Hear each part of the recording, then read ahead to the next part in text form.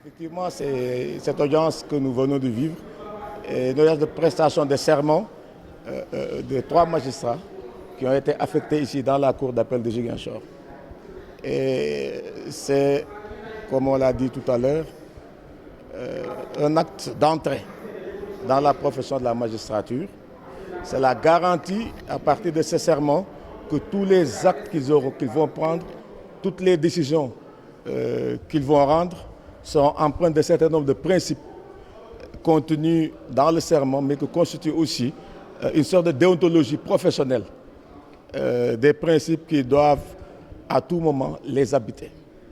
Et très rapidement, je vais en citer quelques-uns. Celui que je considère être le plus important, l'indépendance. Parce que sans indépendance, tous les autres principes ne peuvent pas trouver matière à s'exprimer valablement.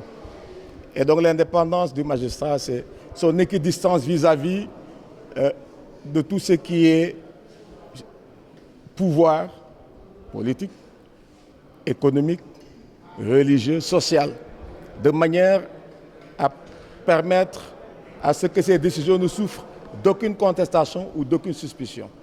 Et ça, c'est un principe cardinal qui est même garanti par la Constitution. Et comme je l'ai dit tout à l'heure, c'est le principe fondateur de toute république et de toute démocratie.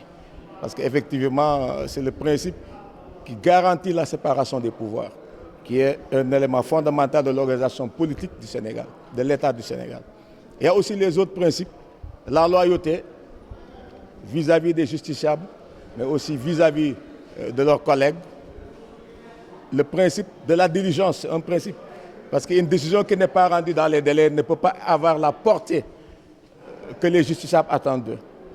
Il est bon de gagner un dossier, de gagner un procès, mais quand vous le gagnez 10 ans après que vous ayez saisi les juridictions, vous comprenez que cette défaite, cette victoire a plus le goût d'une défaite.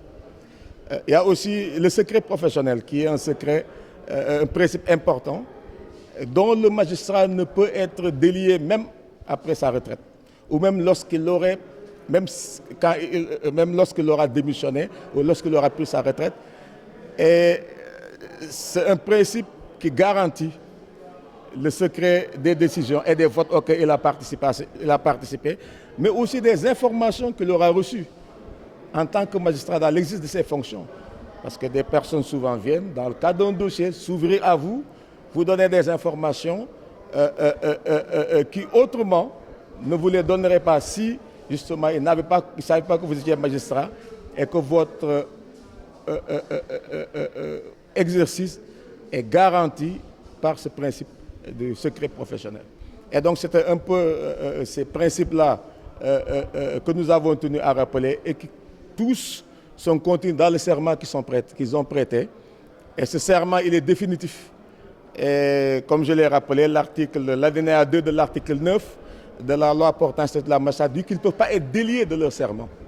Donc ils vous suivent toute votre vie et il doit constituer pour eux une sorte de tableau de bord, justement, une sorte de viatique dans l'exercice au quotidien de leurs fonctions.